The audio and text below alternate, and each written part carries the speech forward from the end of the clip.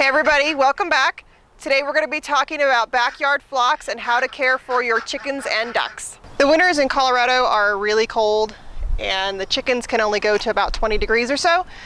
So in the wintertime, we shift them into what we call the barn. This is our shed.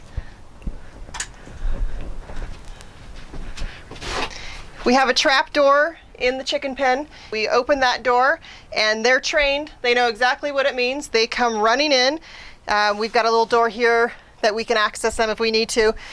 We fill that up with feed. We have an aquamizer up there that we fill up with water. We put it in and we keep these guys in when the temperatures are 20 or below 20 degrees, so 19 and down, and that does include wind chill.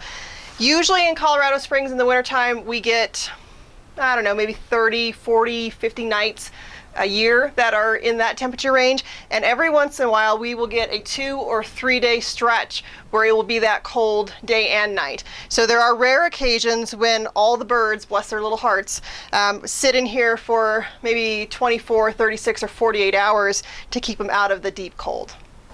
We use milk crates for our nesting boxes. These were old shipping containers that we repurposed. We put the nest boxes down in here. Hi, sweetheart. Filled them with straw and then built this little ladder feature so they can kind of move around this space. Usually I find the bulk of the eggs down in these two bottom nest boxes, but once in a while I find them up in the top as well. Those of us that have had chickens before know that chickens get their water really dirty, nasty. They tip it, they waste it, they poop in it.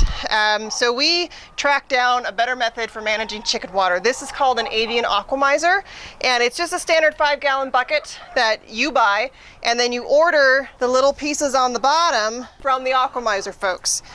The chickens tap there to get their water. So it stays super clean, they don't waste it, doesn't get into pen, they're not drinking feces, and between this bucket feeder and this 5-gallon waterer, we can load the kids up and we can take off for 2 or 3 days, and we aren't tied to the farm because of the chickens. We are often tied here for other reasons, but not because of the chickens with this feeder and then with our avian aquamizer. This is our live tree perch. We left the tree inside the pen and built the chicken pen around it. This is where the chickens roost at night. They play in it during the day. We see them up here in the morning, but it's kind of nice for them to have some live vegetation in their pen. This is our outdoor chicken run. We let the chickens out during the day. In the wintertime, when the gardens are down, they're all over the yard, but in the summertime, when they can really damage the gardens, this is their outdoor area. This fence here is electrified. It's tied into our bear fence for our beehive. We have bears and foxes and raccoons and skunks and coyotes and you name it.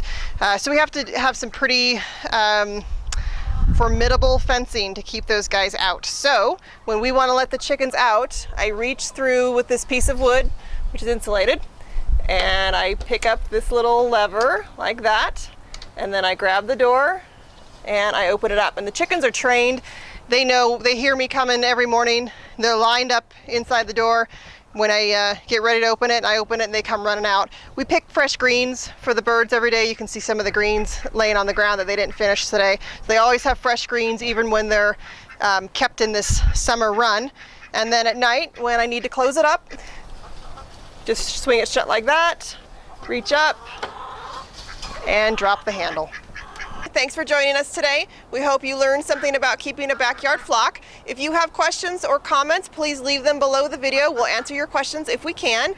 If you have information to share, please share that. You can put it in the comments section or you can send us an email. We'll be happy to share that out with everyone else. If you have general questions about keeping chickens in your backyard, we suggest you go out to the World Wide Web and do a little research, and also come back to our website. We have a collection of favorite links, best products, best practices, and things we've learned over the years. Our website is www.righttothrive.org, and we will see you there. Thanks so much.